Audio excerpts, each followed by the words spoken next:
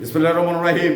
আমরা এই বাংলাদেশের মান উন্নয়ন করার জন্য বাংলাদেশের মান রক্ষা করার যে দায়িত্ব আমি একজন নাগরিক হিসাবে আমার কিন্তু রয়েছে।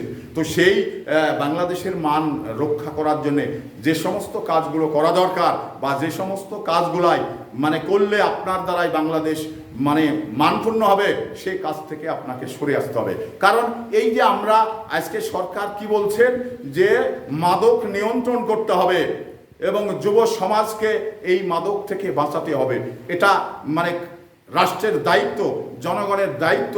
তো জনগণের দায়িত্ব হিসাবে আপনি কতটুকু দায়িত্ব নিতে পেরেছি, কতটুকু দায়িত্ব পালন করে যাচ্ছি, এটা একটি বিষয়। তো আমরা জনগণের কাতারে দাঁড়িয়ে জনগণ হিসাবে আমরা কিন্তু একটুকু দায়িত্ব পালন করছি না। কেন করছি না? কারণ আমি চাচ্ছি যে আমার পাশের যুবকটা শেষ হয়ে যাক, কারণ সে যেন মাথা তুলে দাঁড়াতে না পারে।